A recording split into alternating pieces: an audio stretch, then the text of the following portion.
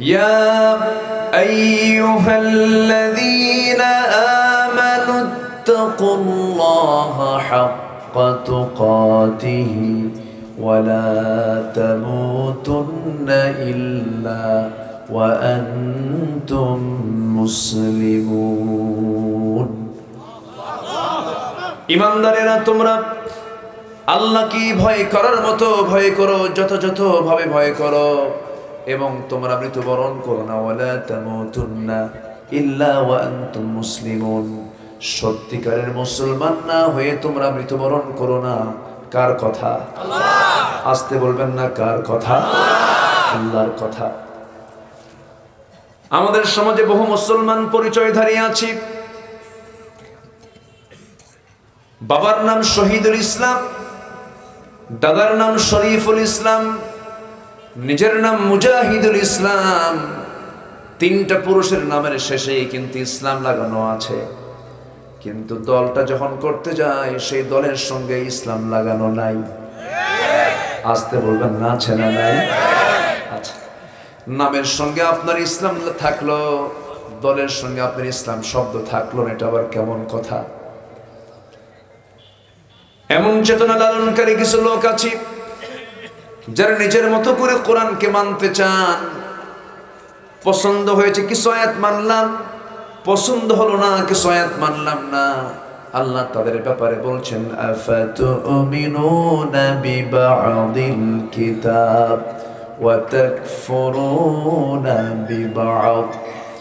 তোমরা কিতাবের কিছু অংশ মানবে আর কিছু অংশ মানবে না। এটার ফলাফল হলো ইল্লা খিজিয়ুন ফিল হায়াতিদ দুনিয়া। দুনিয়ার জিন্দেগিতে তোমরা লাঞ্ছিত হবে এবং আখিরাতের জিন্দেগিতে তোমরা ক্ষতিগ্রস্তদের অন্তর্ভুক্ত হয়ে যাবে। এইজন্য আল্লাহ বলছেন, বান্দা, ইসলামকে মানতে হলে নিজের মতো করে মানা যাবে না। কোরআনকে মানতে হলে কোরআনের মতোই তোমাকে মানতে হবে, পরিপূর্ণরূপে মানতে হবে। এই কোরআনে কারীমের একটা শব্দকে যদি কেউ অস্বীকার করে, এমনকি একটা হরফকেও যদি কেউ অস্বীকার করে, তার ঈমান থাকবে না, তার সে ঈমান শূন্য হয়ে দুনিয়া থেকে বিদায় নিয়ে নেবে। আমার দেশে এমন লোক আছে যারা কোরআনে কারীমের কিছু কিছু আইন আছে, তাদের সে আইনগুলোকে মধ্যযুগ আইন বলে। বলার মতো লোক আছে না? আসতে বলবেন না, আছে না নাই? বলে যে সমস্ত আইন হলো মধ্যযুগ আইন, এগুলো আজকের সমাজে চলতে পারে না। নাউজুবিল্লাহ বলবেন না? জোরে বলুন নাউজুবিল্লাহ। এটা কি একজন মুসলমানের বক্তব্য হতে পারে? মুসলমান এই জাতীয় কথা বলতে পারে না। এই সমস্ত কথা বের হবে হলো যারা আল্লাহর আইনকে যারা বিশ্বাস করতে চায় না, কিন্তু অনেকে প্রকাশ্যে বলার সাহস পায় না, কিন্তু মনে মনে ঠিকই কয়। এই দেশ আলেম ওলামার দেশ, এই দেশ লক্ষ লক্ষ হাফেজের দেশ।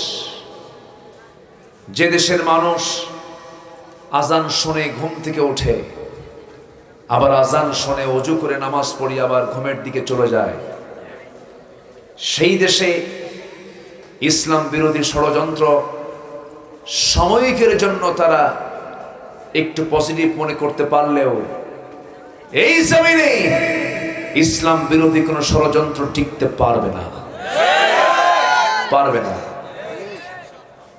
জোরে বলি ইনশাআল্লাহ, আর জোরে বলি ইনশাআল্লাহ। ইসলাম ছিল, আছে, থাকবে, থাকবে। ওরা নিভিয়ে দিতে চায়, কিন্তু নিভাতে পারবে না তারা। কি হয়েছে কি ওই জায়গায়? ও মানুষ আসতেছে কেবল, ও মাহফিলে কি এদিকে এরকম পরে আসে,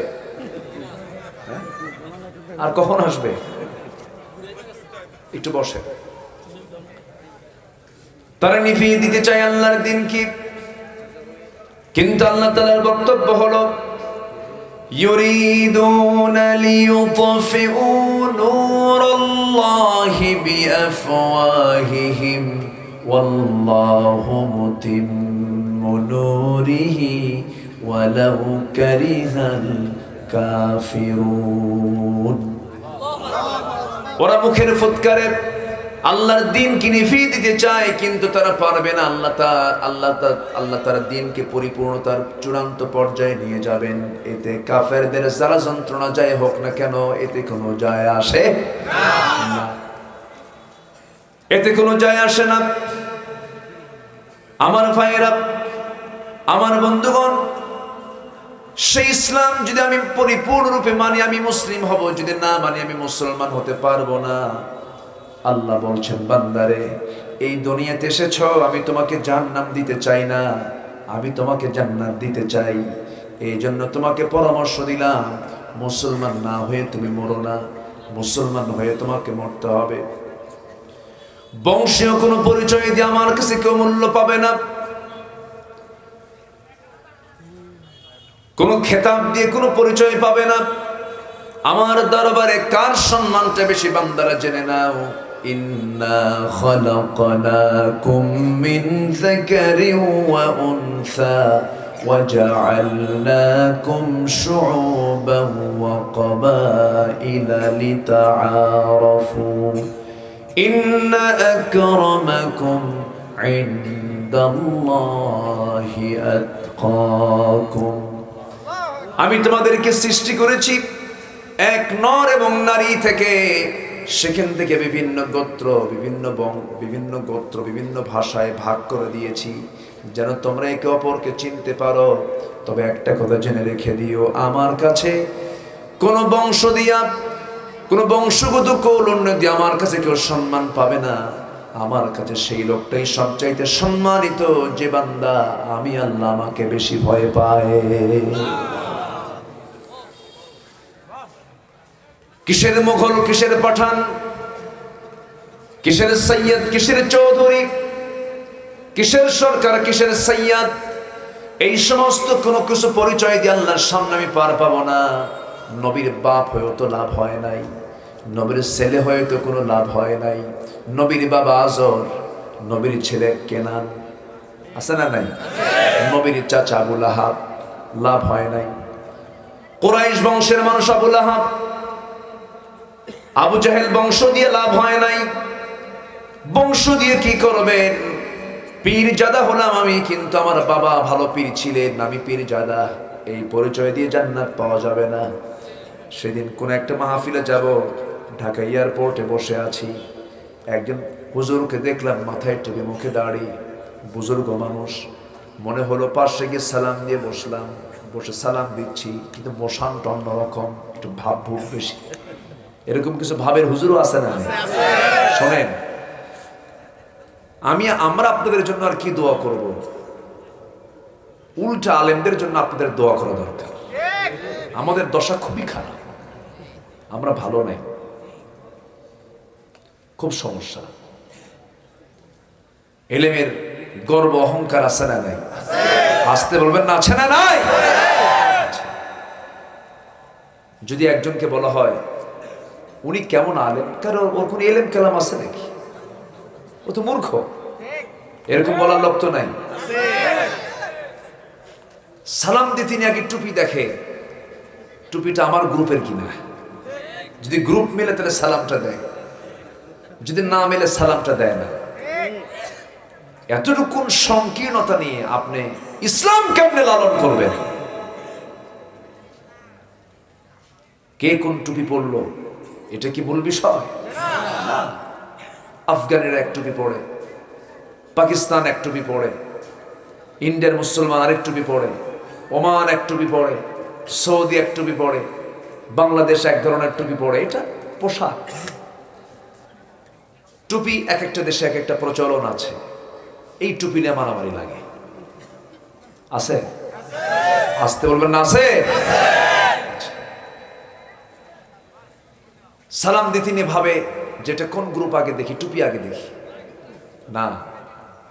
মান সাল্লা সালাতানা ওয়াস্তাকবালা কিবলাতানা ওয়া আকালা যাবিহাতানা ফাযালিকাল মুসলিম। যে আমাদের মতো করে নামাজ পড়ে, আমাদের মতো কিবলামুখী হয় এবং আমাদের মতো প্রাণী জবাহ করা হয়, ফাযালিকাল মুসলিম, সেই মুসলিম। যেরকম সুবহানাল্লাহ।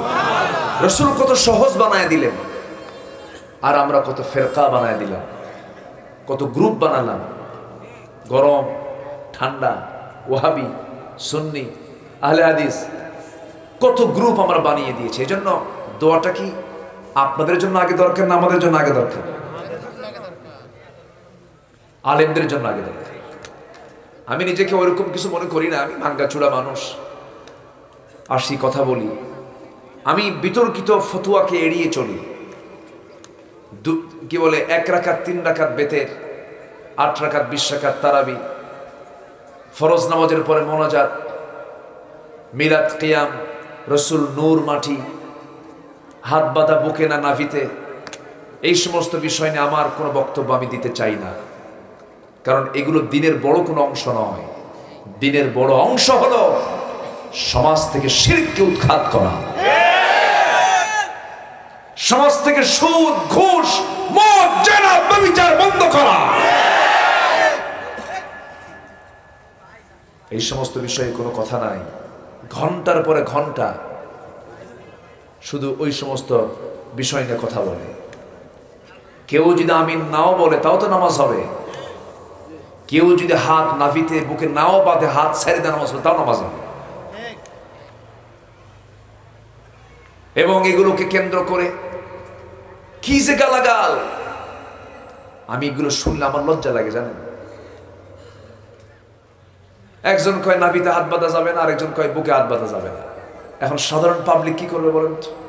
সাধারণ পাবলিক যখন দেখলো দুটাই হাত বাঁধা না জায়েজ, বুকেও চলবে না, নাভিতেও চলবে না, আল্লাহু আকবার কপালে, কোথায় নিয়ে গেছে? কপালে।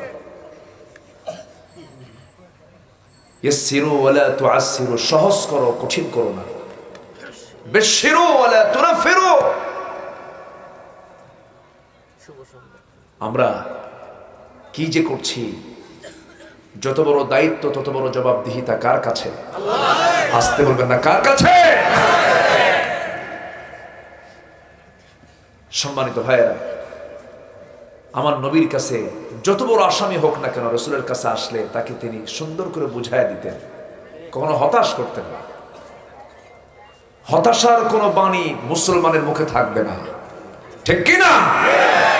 ওর ইমানই নাই, শেষ। মানে একদম কাফের বানায় শেষ করে দিচ্ছে, মুনাফিক বানায় শেষ করে দিচ্ছে। এরকম আছে না? নাই না। আমার বন্ধুগণ, কথা আছে, আজকে একটু কথা বলবো ইনশাআল্লাহ। সবাই শুনতে রাজি আছি তো? সারা রাত? ঠিক আছে, থাকেন আপনারা, আমি যাবো না। রাত না, আমার তো সব রাত। গতকালকে আমার মাহফিল ছিল দিনের বেলা পলাশবাড়ি, মানে গাইবান্ধা, রাজশাহীতে, রংপুরে। রাতে ছিল হলো রাজশাহী পুঠিয়া, তাহেরপুর পৌরসভায়। আচ্ছা, আজকে চলে আসছে হলো কুমিল্লা। আগামীকালকে বেশি দূরে না, মাত্র সিলেট, তাই না? সব দিকে তো খেয়াল করতে হবে। তা আমি শুধু একটা বিষয় আজকে কথা বলবো। আমরা দুনিয়াতে যে কোনো কাজ করতে গেলে লস খুঁজি না লাভ খুঁজি? লসের কাছে যাই আমরা? যাই যাই পারতপক্ষে যাই। কিন্তু ব্যবসা করতে গেলে লাভের নিয়তে গেলেও লসের চিন্তাও মাথায় রাখার দরকার হয় কি হয় না? ব্যবসায় লসও হতে পারে। কিন্তু আল্লাহ তাআলা একটা আয়াত দিয়েছেন, যে আয়াত দিয়ে আমি তেলাওয়াত শুরু করেছি, সে আয়াত আল্লাহ তাআলা বলছেন, আমি তোমাকে এমন একটা ব্যবসার কথা বলবো যে ব্যবসা করলে পরে তোমার কোনো লসই নেই। জোরে বলে সুবহানাল্লাহ। সেই ব্যবসাগুলো কি কি, সেই কাজগুলো কি কি? আল্লাহ রাব্বুল আলামিন সূরা ফাতিরের 29 নম্বর আয়াতে 3টা কাজের কথা বলেছেন। 3টি কাজ করবে তুমি, লস হবে না তোমার কখনো, আমি আল্লাহ তোমাকে পোষায় দেব, জান্নাত দিয়ে দেব। আল্লাহ বলছেন সুন্দর করে, ইন্নাল্লাযীনা ইয়াতলুনা কিতাবাল্লাহ ওয়া আকামুস সালাতা ওয়া আনফাকু مما رزقناهم سرا وعلانية يرجون تجارة لن تبور جربنا الله أكبر إن নিশ্চয় الذين جرب ইয়াতলুনা যারা তেলাওয়াত করবে কিতাব আল্লাহর কিতাবকে যারা তেলাওয়াত করবে সুন্দর করে যারা পড়বে বুঝবে কোরআনের পরিপূর্ণ হক আদায় করার জন্য কয়েকটা জ্ঞানের প্রয়োজন। এক নাম্বার হলো কিরাআত, নাম্বার 2 হলো তিলাওয়াত, নাম্বার 3 হলো দিরাসাত, নাম্বার 4 হলো তাদাব্বুর, নাম্বার 5 হলো যতটুকুন পড়েছি আমি এটাকে সমাজ জীবনে বাস্তবায়ন করা। এই 5টা জ্ঞান যদি 5টা হক যদি আমরা আদায় করতে পারি তখন কোরআনের পরিপূর্ণ হক আদায় হবে। শুধু তেলাওয়াত করলাম বুঝলাম না, পরিপূর্ণ হক আদায় হলো না। শুধু আমি তেলাওয়াত করলাম কিন্তু তেলাওয়াতকে তো আয়াতকে সমাজে বাস্তবায়ন করার জন্য চেষ্টা করলাম না, হলো না। এই জন্য দিরাসাত থাকতে হবে, তেলাওয়াত থাকতে হবে, তাদাব্বুর থাকতে হবে, গবেষণাও থাকতে হবে। এই সমস্ত বিষয়ে হুকুম দিয়েছেন কে? আল্লাহ। উল্লেখিত সূরা ফাতিরে তেলাওয়াতের কথা আসছে, আবার আরেক জায়গায় আসছে ইকরা বিসমি রাব্বিকাল্লাযী খালাক খালাকাল ইনসানা মিন আলাক। আবার আরেক জায়গায় আল্লাহ তাআলা তাদাব্বুরের কথা বলেছেন أفلا يتدبرون القرآن أم على قلوب أقفالها। মানুষের কি হলো কোরআন নিয়ে গবেষণা করে না? তাদের কি কলবে কি তালাবদ্ধ হয়ে আছে নাকি? আল্লাহ তাআলা বান্দাকে বারবার এই কথা একবার বলেন নাই, 4 বার বলেছেন আফালা ইয়াতাদাব্বারুনাল কুরআন আম আলা কুলুবিন আকফালুহা। বারবার বলেছেন তিনি, কিন্তু কোরআন নিয়ে আজকে মুসলমান গবেষণা করে না। মুসলমান গবেষণা করে হলো ক্লাস 6 এর সিলেবাসে ডারউইনের বানর ইচ্ছা নিয়ে গবেষণা করে, ঠিক কি না? মানুষের দিন দিন প্রমোশন হয় আর এদের দিন দিন ডিমোশন হয়। মানুষ নাকি বানর ছিল কত, এগুলো কথা। জোরে বলি নাউযুবিল্লাহ। আমি ওই দিকে যাব না, শুধু এতটুকুই বলতে চাই, এই পৃথিবীর প্রথম মানুষ জ্ঞানী, প্রথম মানুষ বিজ্ঞানী, প্রথম মানুষটাই নবী, এবং প্রথম মানুষকে আল্লাহ তাআলা যে জ্ঞান দিয়েছিলেন কিয়ামত পর্যন্ত কোনো মানুষকে আল্লাহ তাআলা এত জ্ঞান কখনো দেন নাই, দিবেনও না। কারণ আদমের ব্যাপারে আল্লাহ নিজেই বলেছেন وَعَلَّمَ آدَمَ الْأَسْمَاءَ كُلَّهَا। আমি আদমকে এই জাগতিক জীবনের সকল কিছুর নামের শিক্ষা দিয়েছি। যত নাম, যত প্রাণীর নাম তিনি জানতেন, যত ফলের নাম তিনি জানতেন, যত ফুলের নাম তিনি জানতেন। এই জাগতিক জীবনের সকল কিছুর নামের শিক্ষা সবচাইতে বেশি শিখেছেন যিনি, তিনি হচ্ছেন আদম আলাইহিস সালাতু ওয়াস সালাম। তিনি আমাদের বাপ। সুবহানাল্লাহ বলবেন না? আমাদের বাপ শিক্ষিত না মূর্খ? বলেন শিক্ষিত না মূর্খ? আমরা তার সন্তান হয়ে কি থাকবো? বাপের নাম ঠিক রাখার দরকার আছে না নাই? বাপের সম্মান রক্ষা করার দরকার আছে না নাই? আমার বাপজান জান্নাত থেকে এসেছিলেন, আমার মাকে সাথে নিয়ে চলে এসেছেন, আল্লাহর হুকুমে তিনি চলে আসছেন। তারা যদি না আসতেন আমাদের আশা হতো না, তবে আসার কারণে আমাদের মর্যাদা বেড়ে গেছে। কারণ ফেরেশতার মর্যাদা বেশি না মানুষের মর্যাদা বেশি? মানুষের মর্যাদা বেশি। আল্লাহ মানুষকে কেন মর্যাদা দিয়ে দিয়েছেন? কারণ মানুষের গুনাহ করার যোগ্যতা আছে কিন্তু আল্লাহর ভয়ে গুনাহ করে না। এই জন্য বান্দার যোগ্যতা, বান্দার সম্মান ফেরেশতার চাইতে বেশি। এই দুনিয়া ফিতনার জায়গা, এই দুনিয়া পরীক্ষার জায়গা, গুনাহ করার জায়গা। কিন্তু গুনাহ করতে চাইলেই তো গুনাহ করা যাবে না। গুনাহ করলে আল্লাহ তাআলা আমাকে আপনাকে পাকড়াও করবেন। আবার হঠাৎ করে যদি কোনো গুনাহ হয়েও যায়, মাফ পাওয়ার সুযোগ আছে না নাই?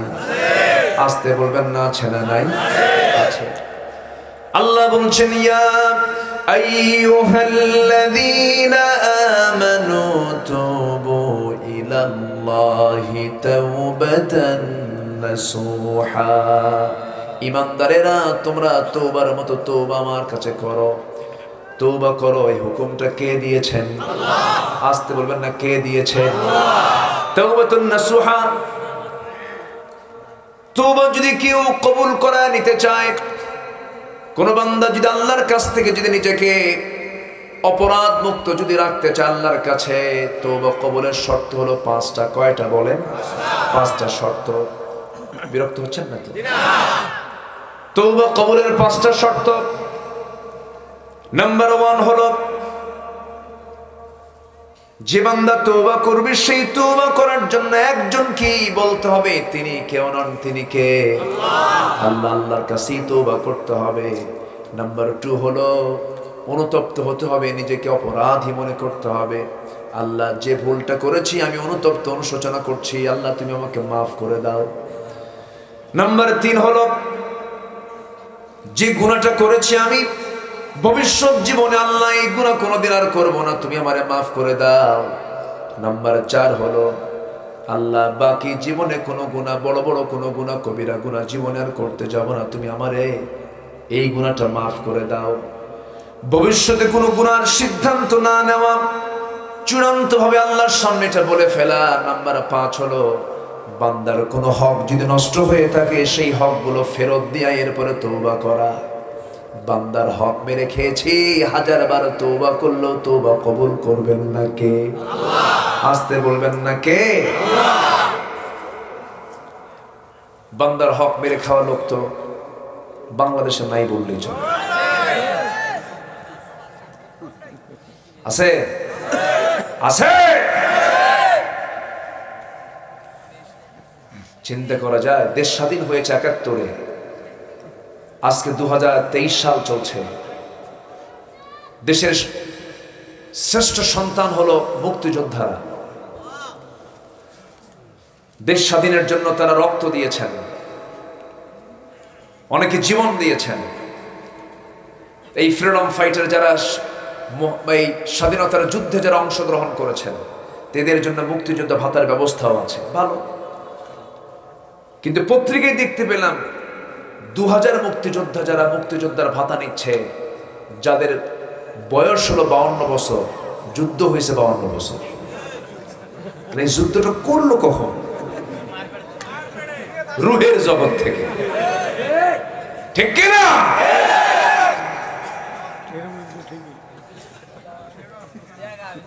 আচ্ছা, বিগত কয়েক বছরে এই দেশ থেকে 14 লক্ষ কোটি টাকা এই দেশ থেকে পাচার করলো কোন ফেরেশতারা? কি বান্দার হক কি নষ্ট হয়? নষ্ট হচ্ছে। আচ্ছা, সম্মানিত ভাইরা, আজকে আমার দেশে কোনো কর্মী খুঁজে পাওয়া যায় না, সব নেতা। বলেন তো, আমার দেশে কর্মী বেশি না নেতা বেশি? কেউ কি কয় আমি কর্মী? সব নেতা। এই যে সব নেতা মঞ্চ ওঠে, মঞ্চ শেষ। কিন্তু আপনি মেম্বারে যান, মসজিদের মেম্বারে যান, মেম্বারে কয়জন? ভাঙ্গে।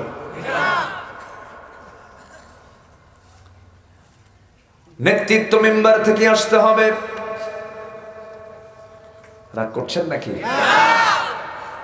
যেদিন থেকে নেতৃত্ব মেম্বার থেকে আসা বন্ধ হয়েছে সেদিন থেকে ভাঙ্গা শুরু হয়েছে। নেতৃত্ব আসতে হবে মসজিদ থেকে, মসজিদের মেম্বার থেকে। আমার নবীজি দুনিয়া থেকে বিদায় নিবেন, বিদায় লগন চলে এসেছে নবীজির জীবনের। 63 বছর 9 ঘন্টা বেঁচে ছিলেন আমার নবীজি। 40 বছর বয়সে নবুয়ত পেয়েছেন, 23 বছর 9 ঘন্টা তিনি পৃথিবীতে নবুয়তের জিন্দেগিতে ছিলেন। ব্যর্থ না সফল? নবুয়তের জিন্দেগির যে টাইম পেয়েছিলেন তার চাইতে কিন্তু নবুয়তের আগেও কিন্তু কম টাইম পান নাই। 15 বছর থেকে শুরু করে 40 বছর 25 বছর চেষ্টা করেছেন, পারেন নাই। বহু চেষ্টা করেছেন, হালফুল ফজল গঠন করেছেন, কিন্তু তিনি পারেন নাই। কিন্তু 25 বছর বয়স যখন, তার 25 বছর পার হয়ে যখন 40 বছর যখন পূর্ণ হলো, যখন তাকে নবুয়ত দেওয়া হলো, কোরআনটা হাতে পেলেন, যা তিনি শুরু করেছেন তাতেই সফলতা দিয়েছেন কে?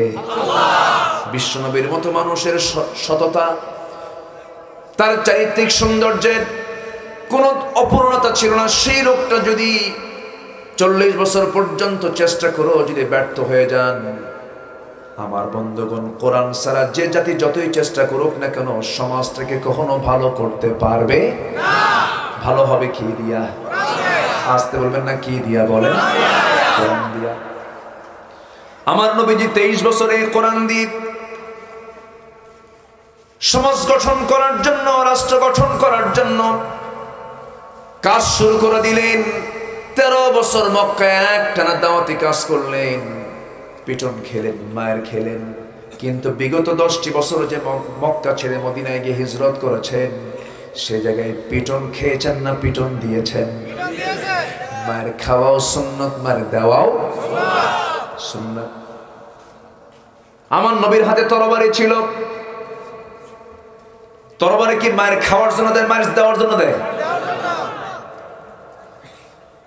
আমার ভাইয়েরা, আমার বন্ধুগণ, সেই নবীজির দাওয়াতি মিশন শেষ হলো। 86টি যুদ্ধ পরিচালনা শেষ হয়ে গেল। 27টি যুদ্ধের নেতৃত্ব দান শেষ হয়ে গেল। আল-ইয়াওমা আকমালতু লাকুম দীনাকুম ওয়া আতমামতু আলাইকুম নি'মাতি ওয়া রাদিতু লাকুমুল ইসলাম দীনা। আয়াতটা নাজিল হয়ে গেল। সব সাহাবী হাসে, কিন্তু সাইয়েদনা আবু বকর চোখের পানি ফেলে ফেলে কাঁদেন। সবাই তো কোরআন একরকম বুঝবে না, সবার বুঝকে একরকম নাকি? আমার ভাইয়েরা, সাহাবীরা গিয়ে বলছেন, ভাই আবু বকর, শ্রেষ্ঠ আয়াত আল্লাহ তাআলা আমাদের শানে দিয়েছেন, তুমি কেন কাঁদো?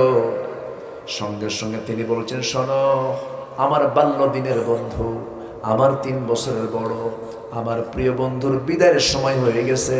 আমার প্রিয় বন্ধু রাসূল আর বাঁচবেন না। এই জন্য আমি কান্দি, এই জন্য আমি অস্থিরতা পোষণ করছি। তোমরা আয়াত দেখে তোমরা হাসতেছো, কিন্তু আমার আয়াতটা দেখে মনে হচ্ছে নবীজি আর বাঁচবেন না, কারণ তার ডিউটি তো শেষ হয়ে যাচ্ছে। একটা বিল্ডিং এর কন্ট্রাক্টর যখন কাজ নেয়, ভিতের কাজ শুরু করে, কলাম শেষ হয়ে যায়, ছাদ শেষ হয়ে যায়, কিন্তু সর্বশেষ যখন পেইন্টিং এর কাজ যখন হয়, রঙের কাজ যখন হয়, সেই সময় ওই কন্ট্রাক্টরকে কাজ শুরু করে না শেষ করে? আর কি সে দেখতে আসবে নাকি? ভিজিট করতে আসবে নাকি? সে চলে যাবে। ঠিক তেমন আবু বকর বলছেন, ও আমার ভাইরা, নবীজির আয়াতটা প্রমাণ করে রাসূল আর বেশি দিন আমাদের মাঝে নাই। আমার নবীজি দুনিয়া থেকে বিদায় নেবেন। বিদায় নেওয়ার আগে নেতৃত্ব কার থেকে আসবে, কিসের থেকে আসবে, এই কথাই তো আমি এইদিকে চলে আসলাম। আমার নবীজি দুনিয়া থেকে বিদায় নেবেন, প্রচন্ড অসুস্থ। অসুস্থ শরীর নিয়ে তিনি আম্মা জান আয়েশার ঘরটাকে পছন্দ করলেন। ঘরের দরজায় গিয়ে নক করলেন, আয়েশা দরজা খুলো। দরজা খুলে দেওয়া হলো। ভিতরে ঢুকি, আমার নবীজির মাথাটা চক্কর মেরে গেল। রাসূল বলছেন, আয়েশা কেমন যেন লাগতেছে, প্রচন্ড জ্বর, প্রচন্ড মাথা ব্যথা হচ্ছে। জ্বর যার হয়, মাথা ব্যথা যার হয়, এটা সুন্নতি রোগ। আমার নবীজির এই দুটো রোগ ছিল, মাথা ব্যথা আর জ্বর। মাথা ব্যথা, জ্বর।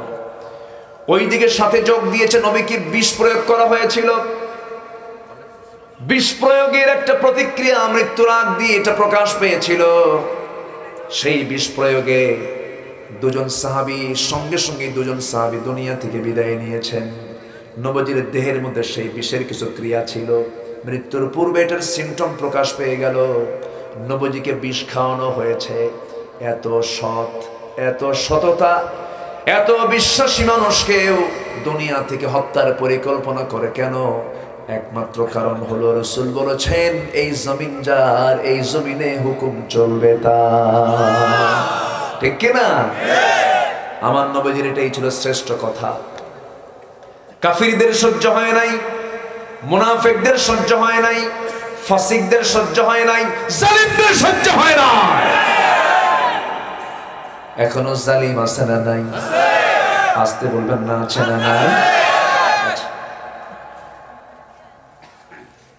আমার নবীজি আম্মা জান আয়েশাকে বলছেন, আয়েশা প্রচন্ড মাথা ব্যথা হতেছে, মাথায় একটু পানি ঢেলে দাও। পানি ঢেলে দেওয়া হলো। আমার নবীজি একটু মাথা ঠান্ডা হলো। আজান দিয়েছেন বেলাল। রাসূল বলছেন, ও আয়েশা আমাকে একটু ধরো, আমি একটু মসজিদের দিকে যাব।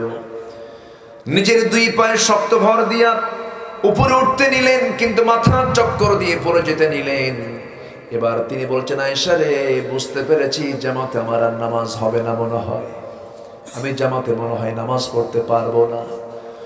ওরে আয়েশা, বেলাল তো আযান দেওয়া শেষ করে দিল, নামাজ তো শুরু হয়ে যাবে, সব সাহাবীরা নামাজে দাঁড়িয়ে যাবে। তুমি আমার প্রিয় সাহাবী তোমার আব্বা আবু বকরকে বলে দাও আমার মুসাল্লায় যেন দাঁড়ায় আসেন, আমার দায়িত্বটা পালন করে। মানে বুঝায় দিলেন আমার পরবর্তী নেতা হবে আমার আবু বকর। সুবহানাল্লাহ বলেন। নেতৃত্ব আসবে কোন জায়গা থেকে? নামাজ থেকে। নামাজ থেকেই তো নেতৃত্ব আসবে।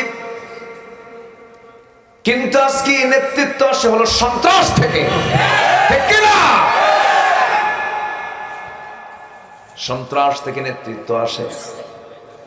ধর্ষণের সেঞ্চুরি করে মিষ্টি খাওয়ায়, তাকে ডাক দিয়ে বলে দুষ্ট ছেলে, এমন কাজ করতে নেই। এটাই হলো তার বিচার। যুগের পরে যুগ, প্রায় অর্ধ শতাব্দী ধরে কোরআনে কারীমের তাফসীর করা হলো। হাজার হাজার মানুষ বেনামাজি নামাজি হলো। কোরআনের পথ, ইসলামের পথগুলো চিনতে পারলো, বুঝতে পারলো, তারা হয়ে গেল ধর্ষক। আমার ভাইয়েরা, আমার বন্ধুগণ, এই দুনিয়ায় কি আমরা থাকবো না? সবাই দুনিয়া থেকে বিদায় নিয়ে নেব। সত্য কখনো চেপে রাখা যায় না। সত্য প্রকাশ পাবে, প্রকাশ পাবে, প্রকাশ পাবে। জোরে বলি ইনশাআল্লাহ, আরো জোরে বলি ইনশাআল্লাহ। সত্যের মৃত্যু নেই, সত্য কখনো মরবে না, সত্য বেঁচে থাকবে, সত্য বিজয়ী হবে। আল্লাহ তাআলা তার রাসূলকে জানাচ্ছেন, ওয়াকুল জাআল হক ওয়া যাহাকাল বাতিল ইন্নাল বাতিলা কানা যাহুকা। জোরে বলুন আল্লাহু আকবার। মিথ্যার অবশ্যই পরাজয় আছে, মিথ্যা হেরে যাবে। মিথ্যা কখনো টিকসই হতে পারে না। ফেরাউনরা পারে নাই, নমরুদরা পারে নাই, হামানরা পারে নাই, আবু জেহেলরা পারে নাই। এখনকার দুনিয়ার নব্য ফেরাউনরাও হামানরাও পারবে না। আমাদের মূল টার্গেট তো দুনিয়া নয়, আমাদের মূল টার্গেট হলো জান্নাত। মূল টার্গেটটা কি বলেন? জান্নাত। আমার নবীজি দুনিয়া থেকে বিদায় নেবেন। আমার নবীজি বলছেন, ওরে আয়েশা, আমার আবু বকর কি বলো, আমার জায়গায় যেন সে দাঁড়ায়, নামাজের যেন নেতৃত্ব দিয়ে দেয়। আমার নবীর জায়গায় যখন আবু বকর দাঁড়ায় গেছেন, সাহাবায়ে কেরাম হাউমাউ করে কান্নাকাটি শুরু করে দিয়েছে। আরে সারা জীবন নামাজ পড়েছে নবীর পিছনে, আজকে নতুন ইমাম, সবার চোখে পানি। রাসূল বুঝি খুব অসুস্থ হয়ে পড়েছেন, রাসূল তো জামাত ছাড়েন না। আমার নবীজির অনুপস্থিতিতে সাহাবায়ে কেরাম নামাজে দাঁড়ায় গেছেন। নামাজ যখন শুরু হয়ে গেছে, আমার নবীজি বলছেন, আয়েশা আমাকে একটু ধরো তো, ওই যে জানালা দেখতেছি সাহাবীরা কেমন করে নামাজ পড়ে, আমি ওই দৃশ্য একটু দেখতে চাই। রাসূলকে ধরে নিয়ে যাওয়া হলো। আমার নবীজি জানালার সেই ফাঁকা দিয়া সাহাবায়ে কেরামের তেলাওয়াত শুনছেন, রুকু দেখছেন, সিজদা দেখছেন। চোখের কোনা বেয়ে বেয়ে টপ টপ করে পানিগুলো পড়ছে যায়। তার দাড়িগুলো ভিজে যাচ্ছে, গাল ভিজে যাচ্ছে চোখের পানি দিয়া। আম্মা জান আয়েশা কেঁদে কেঁদে বলছেন, ইয়া রাসূলুল্লাহ, আপনি কেন কাঁদেন? আপনার সাহাবীরা নামাজ পড়ে, এটা তো আনন্দের সংবাদ।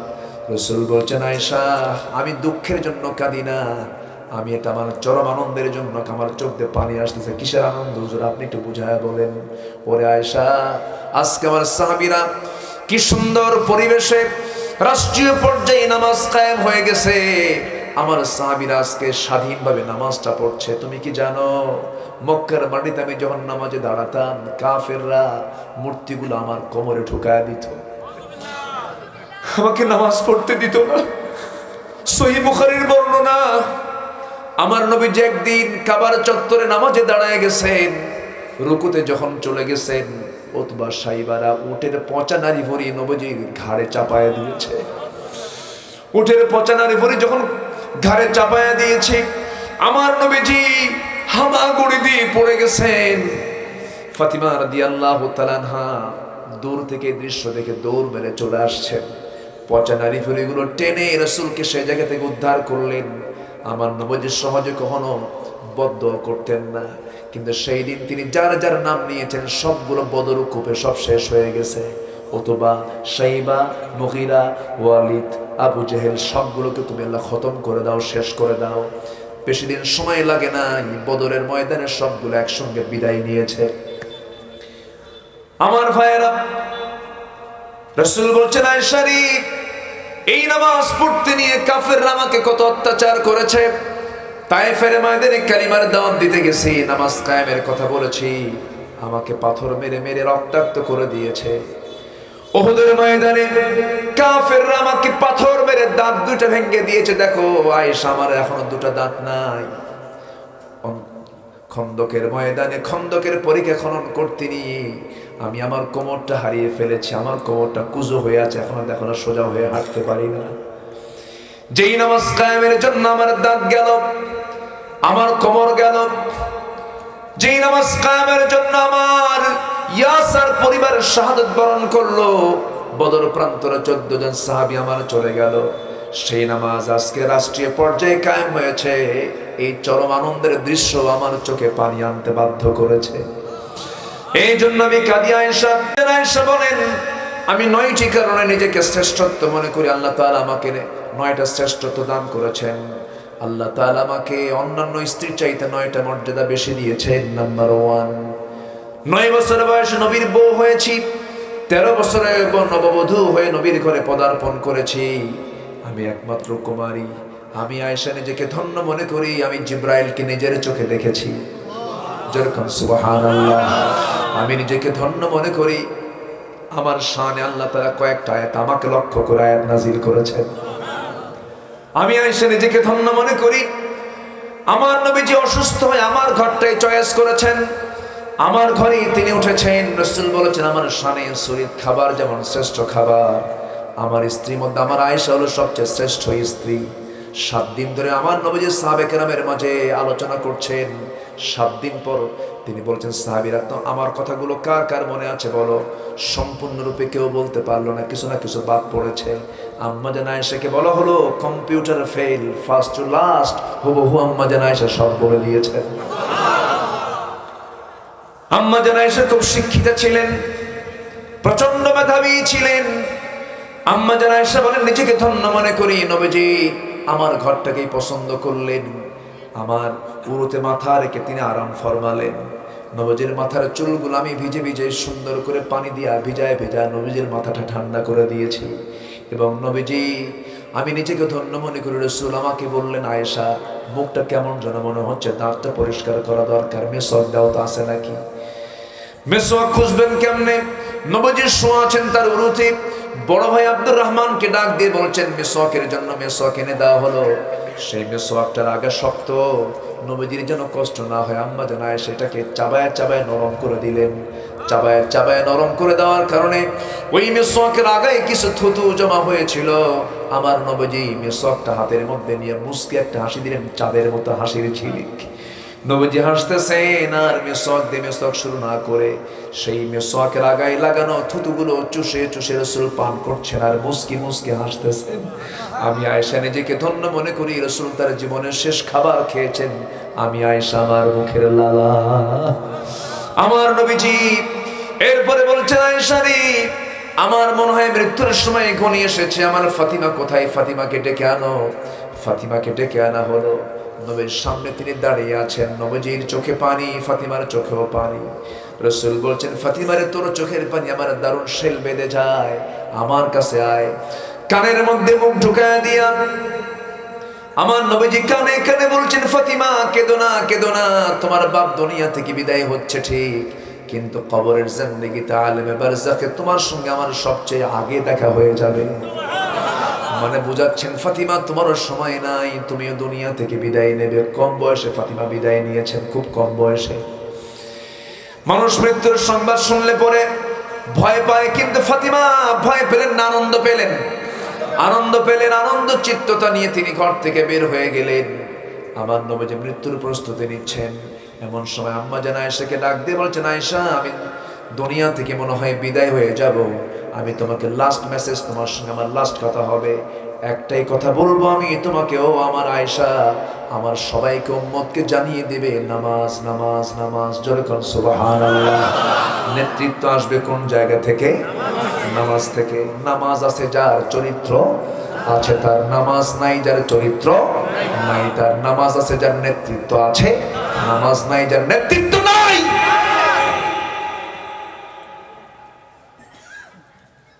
আমার ভাইয়েরা, আমার বন্ধুগণ, আম্মা জান আয়েশা বলেন, আমি নিজেকে ধন্য মনে করি, রাসূল আমার চোখের সামনে আমার উরুতে মাথা রেখে, আমার হাতে মাথা রাখা অবস্থায় রাসূল দুনিয়া থেকে বিদায় নিয়েছে। আমি নিজের হাতে নবীজির চোখটা নিচের দিকে নামায় দিয়েছি। আমি আয়েশা নিজেকে ধন্য মনে করি, রাসূল যখন দুনিয়া থেকে বিদায় হয়ে গেলেন, আমার ঘরটাই হয়ে গেছে নবীজির কবর। যেরকম সুবহানাল্লাহ। আমার ঘরটাই হয়ে গেছে নবীর কবর। আমি নিজেকে ধন্য মনে করি, রাসূল আমার ঘরে তিনি তার শেষ জায়গা করে নিয়েছেন। আমারও মন চেয়েছিল আমি আমার নবীর পাশে ঘুমাবো, আমার কবরটা নবীর পাশে হবে, কিন্তু মুসলিম জাহানের বড় একজন আল্লাহর বড় কাছের বান্দা ওমরে ফারুক যখন আমার নবীর পাশে থাকার ইচ্ছা পোষণ করেছেন, আমি আমার জায়গা আমি ওমরে ফারুককে দান করে দিয়েছি। আমার ভাইয়েরা, এই ইতিহাসটা, এই প্রেক্ষাপটটা টেনে আনার মূল কারণ হলো, আমরা যে কাজটাই করতে যাব, যার সঙ্গে সম্পর্ক করতে যাব, সেখানে আগে দেখবো ওই লোকের সঙ্গে আল্লাহর সম্পর্ক কি, ঠিক কিনা বলেন? আল্লাহর সঙ্গে সম্পর্ক আছে, আমার সঙ্গে তার সম্পর্ক আছে। মান আহাব্বা লিল্লাহ ওয়া বাগাদা লিল্লাহ ওয়া আতা লিল্লাহ ওয়া মানাহা লিল্লাহ ফাকাদ ইসতাকমালাল ঈমান। আমি কাউকে দেব আল্লাহর জন্য, কাউকে দেব না আল্লাহর জন্য, কাউকে ভালোবাসবো আল্লাহর জন্য, কাউকে ভালোবাসবো না আল্লাহর জন্য। সব হবে কার জন্য? আল্লাহর জন্য। আমার ভাইরা, এই জন্য আমি আপনি দুনিয়া থেকে যখন বিদায়ী হয়ে যাব, আমাদের মূল টার্গেট হলো জান্নাত। মূল টার্গেট কি বলেন? জান্নাত। লস করা যাবে? লস করা যাবে? জান্নাত নাই তো এই লসের আর কি শেষ আছে নাকি? মহা লস। জান্নাত আমাকে নিতেই হবে। দুনিয়া ছেড়ে দিলে হলো জান্নাত নেব আমি। সব ছেড়ে চলে যাক, আমার জান্নাত ছেড়ে দেওয়া যাবে না, জান্নাত আমাকে নিতেই হবে। আল্লাহ তাআলা বলছেন, বান্দারে আমি তোকে জাহান্নাম থেকে বাঁচাবো, আমি তোকে জান্নাত দিয়ে দেব। আমি কি তোকে এমন একটা ব্যবসার কথা বলবো নাকি? এখানে তিজারা শব্দ আসছে, ওই আয়াতে তিজারা শব্দ আসছে। আল্লাহ রাব্বুল আলামিন বলেন, কি সুন্দর করে বলছেন, বান্দাকে প্রশ্ন করছেন, হাল আদুল্লুকুম আলা তিজারাতিন তুনজিকুম মিন আযাবিন আলীম তু'মিনুনা বিল্লাহি ওয়া রাসূলিহি ওয়া তুজাহিদুনা ফি সাবিলিল্লাহি বিআমওয়ালিকুম ওয়া আনফুসিকুম যালিকুম খায়রুল লাকুম ইন কুনতুম তা'লামুন। জোরে বলুন আল্লাহু আকবার। আপনারা কষ্ট পাচ্ছেন? দুই একজন করে যে ওঠে, ও চাপচুপ লাগছে না, একটু বসেন না। একটা কথা বলি, যদি সেজদা দিতে যদি তৃপ্তি না আসে, কোরআন তেলাওয়াতে যদি মজা না পাওয়া যায়, সেজদায় যদি মজা না পাওয়া যায়, ওয়াজের বৈঠকে মজলিসে বসে কোরআনের আলোচনায় বসে যদি মজা না পাওয়া যায়, তাহলে ভাবতে হবে নফসে দারুণ রোগ ধরা পড়েছে। কথা ক্লিয়ার? একটু বসেন, একটু বসেন না। কত সময় চলে যায়। ফুটবল খেলা 90 মিনিটও গোল হয় না, হ্যাঁ, তারপরে কি আরো বাড়াও 120। কোনো ক্লান্তি নেই। সম্মানিত ভাইয়েরা, এই বৈঠকের যে কি গুরুত্ব মরার পরে আমরা টের পাবো। মরার পরে এটার ফলাফল আমরা বুঝবো যেটার কি গুরুত্ব। আল্লাহু আকবার বলো। বসো না আমার ভাইয়েরা, আমাকে আপনাকে যেমন করি হোক জান্নাতের টার্গেট করতে হবে। জান্নাতের টার্গেট করতে হলে দুনিয়ার সকল স্বার্থ ছেড়ে দিতে হবে। আল্লাহ তাআলা বলছেন, আমি তোমাকে জাহান্নাম থেকে বাঁচিয়ে তোমাকে জান্নাত দেব। এমন একটা ব্যবসার কথা বলবো নাকি? আল্লাহ বলছেন হাল আদুল্লুকুম, আমি কি তোমাকে বলবো নাকি আলা তিজারাতিন তুনজিকুম মিন আযাবিন আলীম। এরপর আল্লাহ উত্তর দিচ্ছেন, প্রশ্ন করছেন কে? আবার উত্তরটাও দিচ্ছেন কে? কি সুন্দর করে আল্লাহ প্রশ্ন করছেন, আল্লাহ উত্তর দিচ্ছেন। আল্লাহ বলছেন ঈমান আনবে আল্লাহর উপরে, নবীর উপরে, এরপরে জিহাদ করবে কার পথে? আসতে বলবেন না, কার পথে? অনেকে নামাজ পড়তে চায় কিন্তু জিহাদকে দেখলে ভয় পায়। নামাজ পড়তে চায়, নামাজ কায়েমের সংগ্রামের কথা বললে বলে ভাই আমার কাজ আছে। আছে না নাই?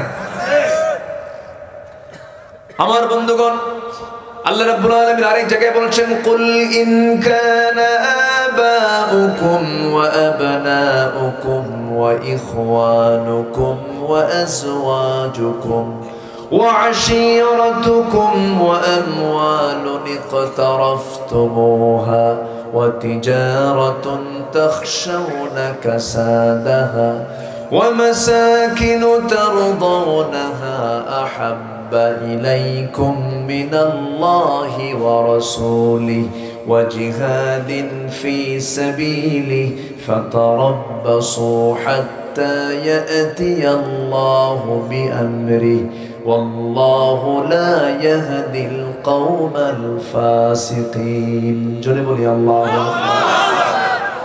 দুনিয়ার যত ভালোবাসা আছে, বাপ, ভাই, স্ত্রী, আত্মীয় স্বজন, মালামাল, সম্পদ, বসবাসযোগ্য তোমার ঘর বাড়ি, এগুলো সকল কিছুর চাইতে বেশি ভালোবাসতে হবে কাকে?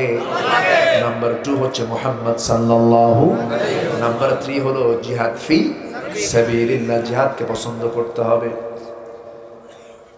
একটা ছোট্ট ইতিহাস মনে পড়লো আমার নবীজি যুদ্ধ শুরু করেছেন বদর থেকে। 313 জন সাহাবী নিয়ে রাসূলের প্রথম জিহাদের ময়দানে উপস্থিতি। কিন্তু আমার নবীজি সবচেয়ে বড় যে অভিযানটা পরিচালনা করেছিলেন, সেই অভিযানের নাম হলো তাবুক অভিযান। সেই তাবুকের প্রান্তরে আমার নবীজি 313 নয়, 30,000 মুজাহিদ নিয়ে, সৈনিক নিয়ে তিনি রওনা দিয়েছিলেন। কত হাজার? 30,000 কি এই সেই কথা নাকি? সব সাহাবী, সব নবীর পিছনে।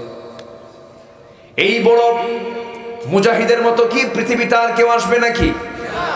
এই 30,000 সাহাবীকে নিয়ে রাসূল তাবুকের প্রান্তরে রওনা দিয়েছেন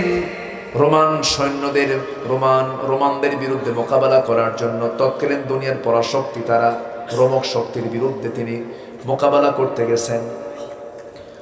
রোমান সৈন্যদের বিরুদ্ধে মোকাবেলা করার জন্য এর আগে রাসূল নিজে যান নাই, কি শুধু সাহাবীরা গিয়েছেন 3000 সৈন্য নিয়ে।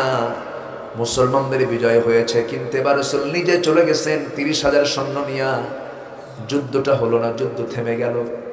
বিনা যুদ্ধে নবীজি মদিনায় ঢুকেছেন। মদিনার মসজিদে ঢোকা মাত্রই আমার নবীজি বসে আছেন।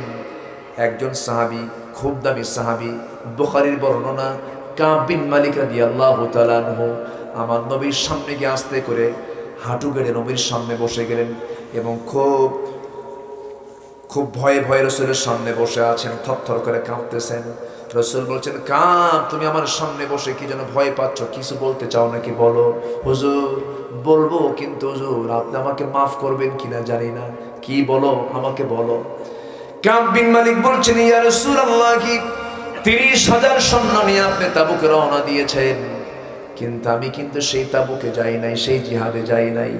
রাসূল বললেন, ঠিক আছে যাও নাই, ভালো কথা, কিন্তু ওজরটা কি আমাকে বলো। হুজুর, কোন ওজর ছিল না, গাফলতি করেছি, অবহেলা করেছি, ইচ্ছা করলে যেতে পারতাম, এই যাব করতে করতে যাওয়া হয় নাই। তাই নাকি? হ্যাঁ। আর কে যাও নাই বলো? হেলাল বিন উমাইয়া যায় নাই। আর কে যায় নাই বলো? মুরারা বিন রাবিআ যায় নাই। আর কে যায় নাই বলো? হুজুর আমার আর জানা নাই। মোট কয়জন হলো? তিনজন। আমার নবীজি বললেন, কাব বিন মালিক, ঠিক আছে, তুমি আমাকে বলেছ, তুমি এখন আমার সামনে থেকে যেতে পারো, তুমি চলে যাও। কাব বিন মালিক সেই জায়গা থেকে চলে গেলেন, কিন্তু নবীজির চেহারাটা অন্যরকম হয়ে গেছে।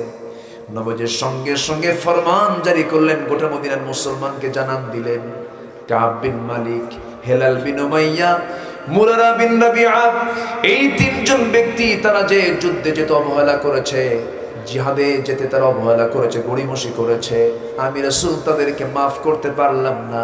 আমি রাসূল বরঞ্চ তাদের বিরুদ্ধে আজকে বয়কটের ডাক দিলাম। ওদের সঙ্গে কোন প্রকার সালাম কালাম লেনদেন চলা ফেরা আচার ব্যবহার কোন মুসলমান করতে পারবে না। রাগ করতেছেন নাকি? অনেকে ভাবতেছে তসবিহ আমি দিনে 1000 বার জপি, তাহাজ্জুদ পড়ি, কোনোদিন তাহাজ্জুদ মিস নাই।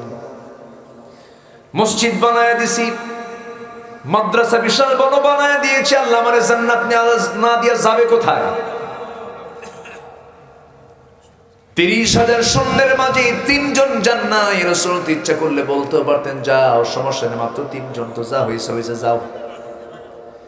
30,000 সৈন্যের মাঝে মাত্র 3 জন যান নাই। রাসূল 3 জনকে পাকড়াও করলেন, বললেন কোনো আচার ব্যবহার করা যাবে না এদের সাথে। কাব বিন মালিকের কানে সংবাদ চলে গেছে। কাব বিন মালিকের কাছে যেন মনে হচ্ছে আকাশটা ভেঙে পড়েছে মাথার উপরে। আমি কি ভুলটা করে ফেললাম, কেন গেলাম না রে? ও জিহাদিন ফি সাবিলি, আমি কেন জিহাদকে প্রাধান্য দিলাম না? সঙ্গে সঙ্গে স্ত্রীর কাছে গিয়ে একটু মনের সান্ত্বনা নেবেন। যারা বিয়ে করেছেন, বউ একটা সান্ত্বনার জায়গা, ঠিক কিনা? মাওয়াদ্দাতাও ওয়া রাহমাহ, ভালোবাসাও থাকে, রহমতও থাকে। যুবকরা বিয়ে না করলে বুঝবা কেমন? যুবকদের জন্য আমি 3টা কাজ শিখিয়ে যাব আজকে, দেখি শেষের দিকে। হ্যাঁ, রাজি আছো তো যুবকরা? আমার নবীজি এই চূড়ান্ত সিদ্ধান্ত দেওয়ার সঙ্গে সঙ্গে কাব বিন মালিক নিজের প্রশান্তির জন্য বউয়ের কাছে চলে গেলেন। দরজায় নক দিয়েছেন, বাড়িতে স্ত্রী, দরজা খোলো। ভিতর থেকে জবাব আসতেছে, স্ত্রী বলছে, স্বামী আমার দরজা খুলতে আমি বাধ্য, কারণ আপনার ঘর আপনার বাড়ি, আমি দরজা না খুললে কি হয় নাকি? কিন্তু দরজা খুলবো, শর্ত হলো এই দরজা দিয়ে আপনি ঢুকবেন, পিছনের দরজা দিয়ে আমি আপনার স্ত্রী বের হয়ে যাব, কারণ যে লোকটাকে রাসূল বয়কট করেছে আমিও তাকে বয়কট করলাম। এটা ইসলাম। আমার দেশে এমন লোক আছে, এমন পরিবারও আছে, একই বাবার 4টা ছেলে, 4 ভাই 4 দল করে। আছে না নাই? মুনাফিক দেখতে ওই রকমই। কি কথা বলছেন? 4 ভাই 4 দল করে। যে দল ক্ষমতায় যায়, অপোজিট যে সমস্ত ভাইগুলো আছে তারা বলে, শোনো 5 বছর তুমি আমাদেরকে দেখবা, এরপর আমরা যখন আসবো তখন আমরা তোমাকে দেখবো। শয়তান কয়, শয়তান তো এরকমই হওয়া লাগে।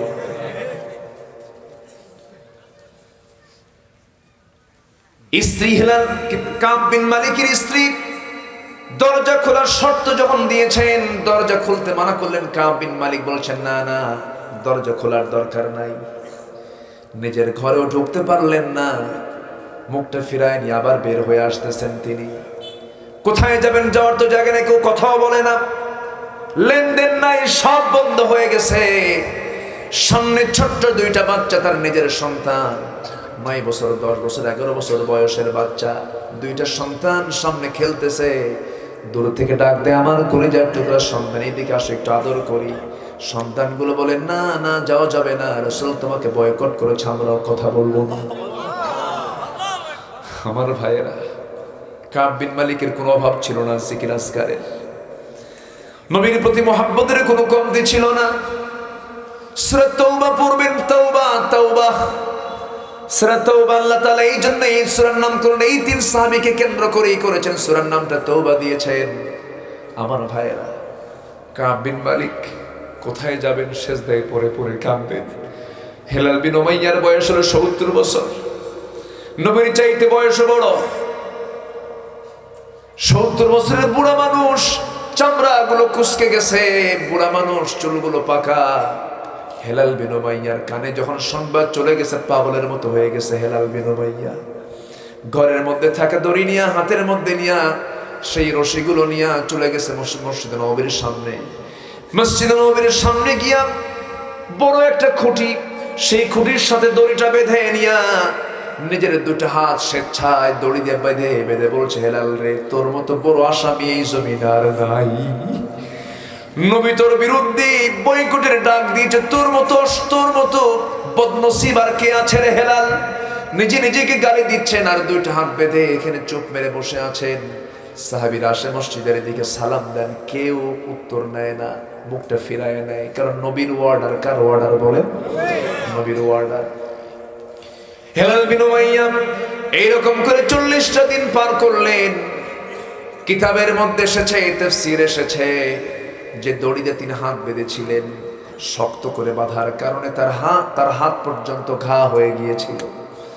খাওয়া বন্ধ, সেজদায় পড়ে পড়ে কাঁদেন আর তওবা করেন। মুরারা বিন রাবিআ পাহাড়ি গর্তের মধ্যে সেজদায় পড়ে পড়ে কেঁদে কেঁদে আল্লাহকে বলছেন, আল্লাহ তুমি কি আমাকে মাফ করবা না? দুনিয়া তো কোথাও জায়গা পাইলাম না, মাফের জায়গা নাই, তুমি আল্লাহ আমাদেরকে মাফ করে দাও। আমার নবীর কাছে ওহী নাযিল হলো, ওয়ালা সালাসাতিল্লাযীনা খুল্লিফু, হে রাসূল, ওই 3 জন যারা পিছনে পড়েছিল, যারা যুদ্ধে যায় নাই, আপনি না মাফ করলো, আমি আল্লাহ তাদের তওবা কবুল করে নিয়েছি। তওবা কবুলের আয়াত যখন নাযিল হলো, সাহাবীর প্রতি নবীর দরদ কম না বেশি? আসতে বলে না, কম না বেশি? আশিদ্দাউ আলাল কুফার রুহামাউ বাইনাহুম।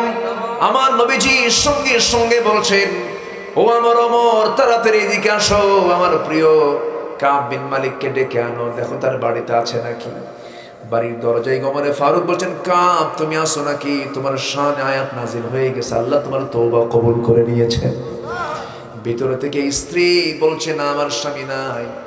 সঙ্গে সঙ্গে কাব বিন মালিকের স্ত্রী বলছেন, যে লোকের খবর আল্লাহ নেয় না, রাসূল নেয় না, আমি বউ তার খবর নিতে চাই না। চিন্তা করেন। কিন্তু আয়াত নাযিল হয়ে গেছে। এরপরে হেলাল বিন উমাইয়া তার তওবা কবুল হয়ে গেছে, মুরারা বিন রাবিয়া তার তওবা কবুল হয়ে গেছে। আল্লাহর কাছে চেয়েছেন, আল্লাহ তাদেরকে মাফ করে দিয়েছেন। কিন্তু এই যে একটা ইতিহাস ঘটে গেল, এর মধ্যে উম্মতে মুহাম্মাদের শিক্ষা নেওয়ার আছে না নাই? আছে না নাই? শিক্ষা নিতে হবে, গাফলতি করা যাবে না। আমার বন্ধুগণ, এখন 2 নাম্বার কাজে আসি। 3টা কাজে কোনো লস নাই। কয়টা কাজে বলেন? নাম্বার 1, ইন্নাল্লাযীনা ইয়াতলুনা কিতাবাল্লাহ ওয়া আকামুস সালাহ, আল্লাহর আয়াতকে যারা তেলাওয়াত করবে। নাম্বার 2 হলো নামাজ যারা কায়েম করবে। নামাজ কায়েম এক জিনিস, নামাজ আদায়টা ভিন্ন জিনিস। নামাজ আদায় হলো পার্সোনাল কাজ, আর নামাজ কায়েমটা হলো সামষ্টিক কাজ, সবাই মিলে যে কাজটা করতে হয়। এই পার্সোনাল নামাজ আদায়ের ব্যাপারে ফসল্লি লিরাব্বিকা ওয়ানহার, এই নামাজ পার্সোনাল আদায়ের ব্যাপারে পৃথিবীর কোনো শাসক আপনাকে মানা করবে না। জো বাইডেন মানা করবে না, ঋষি সুনাক মানা করবে না, নরেন্দ্র মোদী মানা করবে না, ভ্লাদিমির পুতিন মানা করবে না। বরং আপনি রাশিয়া থেকে মসজিদ বানাবেন, আপনাকে মসজিদ বানায় দেবে। আমেরিকায় মসজিদ হাজার হাজার আছে না নাই? ইউরোপে মসজিদ হাজার হাজার আছে না নাই? মসজিদ পড়েন, মসজিদ বানান, নামাজ পড়েন, কোনো সন্দেহ নাই।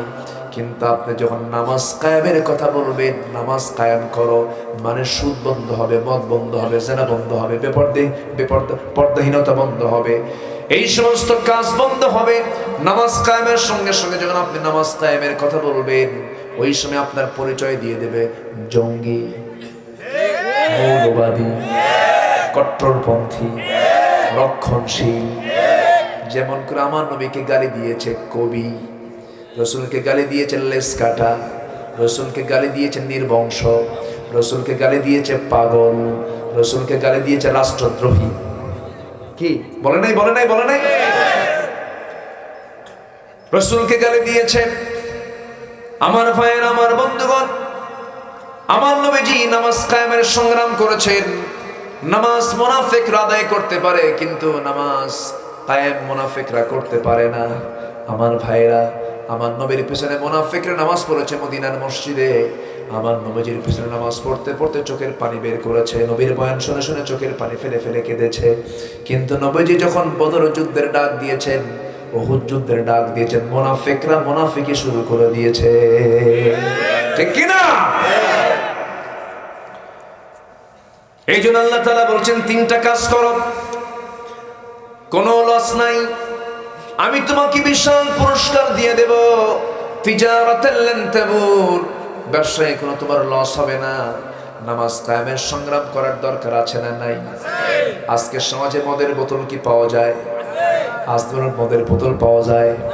মদের ফ্যাক্টরি আছে না নাই? মদ বেচে কিরুয়ান কোম্পানি কামাই করছে 470 কোটি টাকা। আলহামদুলিল্লাহ। কি খবর বলেন আমার ভাইয়েরা? মদের বোতল, জেনার কারবার আছে না নাই? জেনা করা কি? আস্তে কোন কেন? আরো জোরে। অনেকে কয় মদ যা হারাম হয়েছে, মদ তো এটা পান করার জিনিস, যুক্তি দেয়। বুঝেন নাই? এরকম যুক্তি দেওয়ার লোক আছে না নাই? মদ খেয়ে আমার ব্রেন মাতাল হয় না, আমি ঠিক থাকি। হ্যাঁ, মদ খেলে লিভার ঠিক হয় না, নষ্ট হয়ে যায়। জান্নাতে খাবো আমরা শরাব, জোরে বলি ইনশাআল্লাহ। কোথায় খাবো? জান্নাতে পান করবো। 4টা নহর থাকবে। কয়টা নহর? 4টা। আল্লাহর কি অফার দেখছেন জান্নাতীদের জন্য, মুত্তাকির জন্য। জান্নাতের মধ্যে 4টা নহর থাকবে। দুধের নহর, মধুর নহর, পানির নহর, শরাবের নহর। এমন শরাব পান করানো হবে যে শরাবটা পান করলে পরে জীবনের শক্তি, যৌবনের শক্তি ডাবল ডাবল হয়ে যাবে। এগুলো জান্নাতে কে রেখে দিয়েছেন? আসতে বলবেন না, কে রেখে দিয়েছেন? জান্নাতে হুর আছে না নাই? হুরগুলো কত সুন্দর না সুন্দর। সেই সুন্দর হুরগুলো যদি পেতে চাও, দুনিয়ার কোন অবৈধ হুরের কাছে যাওয়া যাইবে না। অবৈধ কোনো সম্পর্ক করা যাবে না, চ্যাটিং করা যাবে না। Messenger, WhatsApp, imo, line, viva, এগুলোতে রং জায়গায় কোনো নক করা যাবে না। ইনবক্সে ঘুতা লাগানো মানে ইনবক্সে, কারো ইনবক্সে ঢুকে যাওয়া মানে কারো বেডরুমে ঢুকে যাওয়ার মতো মারাত্মক অপরাধ। এটা উচিত নয়, গুনার কাজ। এই সমস্ত কাজগুলো করা যাবে না। খুবই সাবধান যুবকরা। জান্নাতের জন্য, জান্নাতের যে হুর আল্লাহ তাআলা দিবেন, কি সুন্দর করে অফার করেছেন। ওয়াহুরুন আইন কাআমসালিল লুলুইল মাকনুন। জোরে বলি আল্লাহু আকবার। লাম ইয়াতমিসহুন্না ইনসুন ক্বাবলাহুম ওয়ালা জান। জোরে বলি আল্লাহু আকবার। এত সুন্দরী হুর হবে তারা, কোন জিন ইনসান যাকে স্পর্শ করে নাই। এমন সুন্দর হুর আল্লাহ তাআলা জান্নাতের মধ্যে রেখে দিয়েছেন। সেই হুরগুলো পাওয়ার জন্য দুনিয়ার সমস্ত অবৈধ সম্পর্ক রাখা যাবে কি রাখা যাবে না?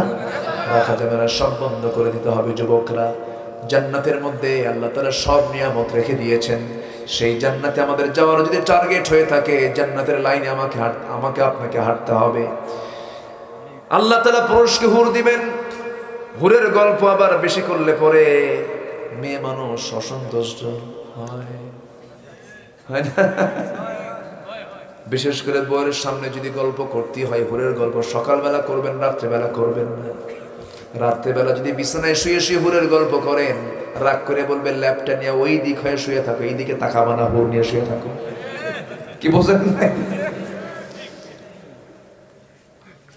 আল্লাহ তাআলা মেয়েদের কেমন করে বানিয়েছে।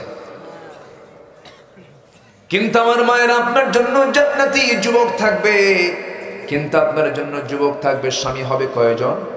একজন হবে। আপনি একজন নিয়ে আপনি সন্তুষ্ট থেকে যাবেন। জান্নাতের মধ্যে আল্লাহ তাআলা এত নিয়ামত রেখে দিয়েছেন, জান্নাত এত দামি হবে, সর্বনিম্ন যে জান্নাত বান্দাকে দেওয়া হবে 10টা পৃথিবীর মতো একটা জান্নাত। জোরে বলে সুবহানাল্লাহ। একটা ওয়ার্ড কাউন্সিলর হওয়ার জন্য ইমান বেচে, আছে না নাই? ইমান কি করে? বেচে ফেলে দেয়। এক কাপ চা খাইতে যায় কালেমা পাল্টা ফেলে, আছে না নাই?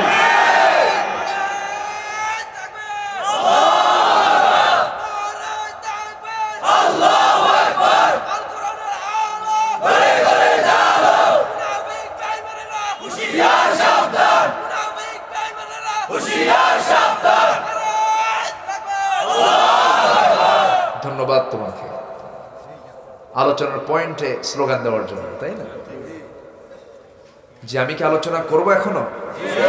কিন্তু ঘড়ি তো চলতিছে, ঘড়ি তো থামে না। জি বলি আলহামদুলিল্লাহ। আলোচনা চলো, হুজুর মরুক।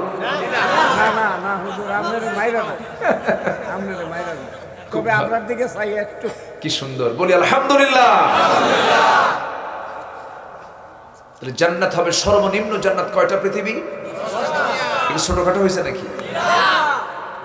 10টা পৃথিবীর মতো একটা জান্নাত। আল্লাহু আকবার বলো। জান্নাত ঠিকই নেবো কিন্তু কোরআন শরীফ পড়তে পারি না, তাহলে কেমন হলো বলেন তো? এরকম লোক আছে না নাই? চাচার বয়স 60 বছর হয়ে গেছে, 70 বছর, চাচা কোরআন শরীফ পড়েন, কে বাবা মুখে আসে না। কি হয় না? মুখে আসে না কেন? কে বাবা খুব চেষ্টা করে হয় না। কাচ্চা চাচা দেবিদারের কংসনগরের মোড়ে যে আপনার রাস্তার ধারে 4 শতক জায়গা আছে, দাগ নাম্বার কত? কি 93? দাগ নাম্বার মনে আছে না নাই?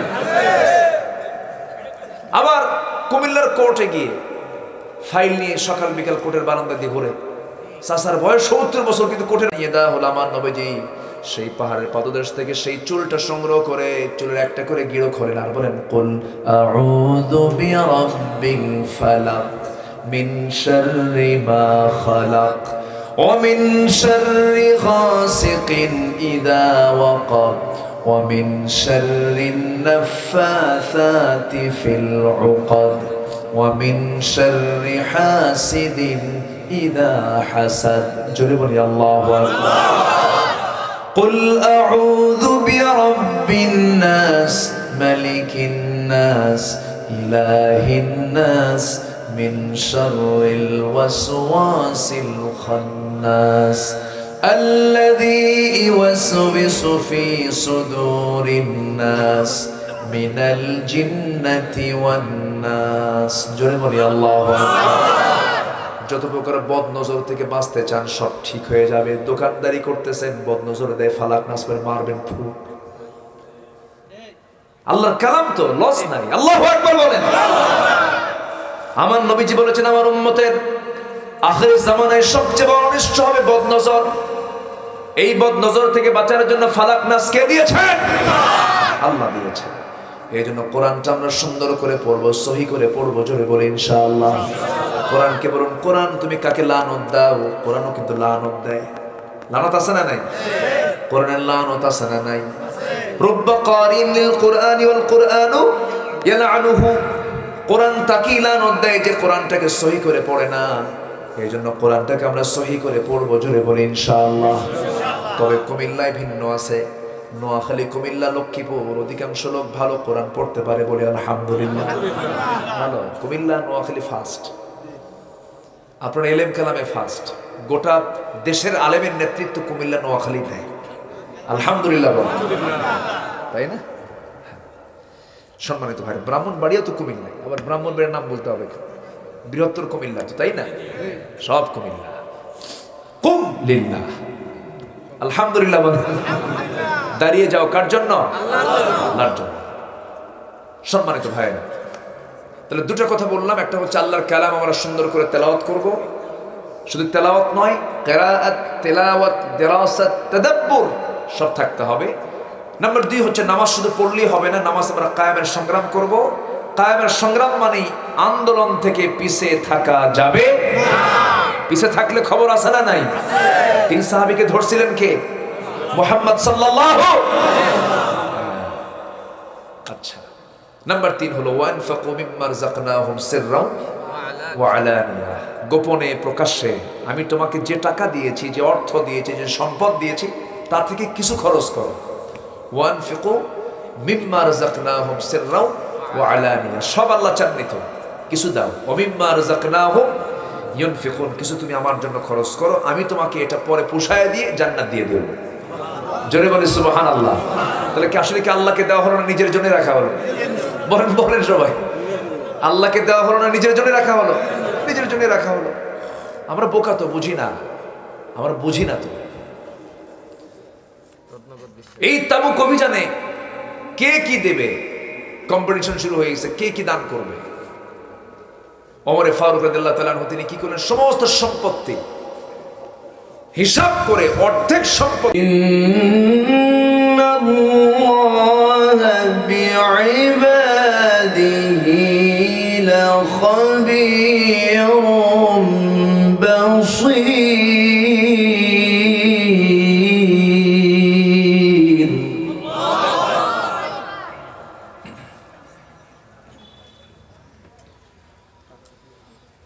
আল্লাহু আকবার। বিসমিল্লাহির রাহমানির রাহিম।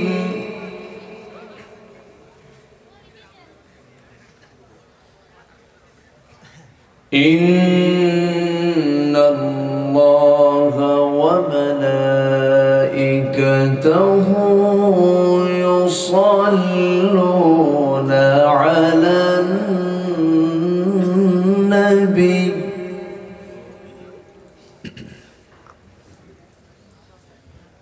يا أيها الذين آمنوا صلوا عليه وسلموا تسليما. اللهم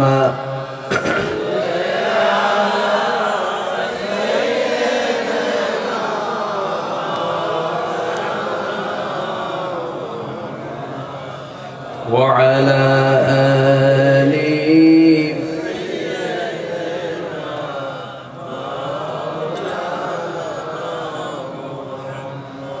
একটু মোহাম্মত দিয়ে নবীর প্রেমে মাতোয়ারা হয়ে জবান খুলে উচ্চ আওয়াজে সবাই বলুন আল্লাহুম্মা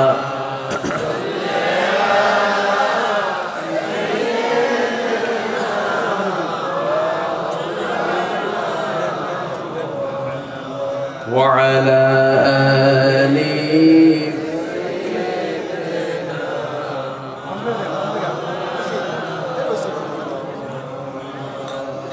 জীবনে কখনো তুমি মিথ্যা বলনি, তাই তো তোমায় পেতে কাঁদে ধরণী, কাঁদে ধরণী।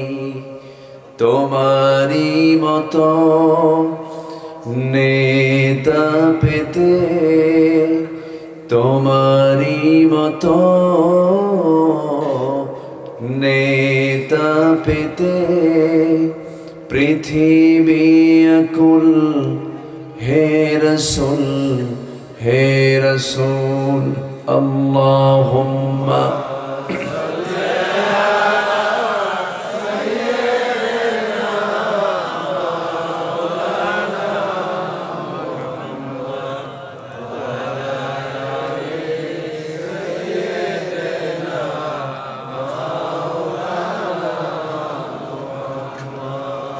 সবাই বলুন বালাগাল উলা বিকামালিহি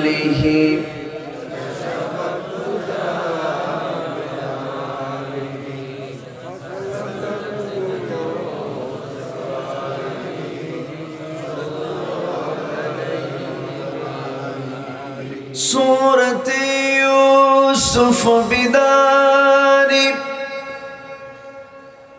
حكمة لقمان ما قارئ قرآن باری یہ دل سادمان ما بلغ العلا كشف الدجى بجماله حسنت جميع خصاله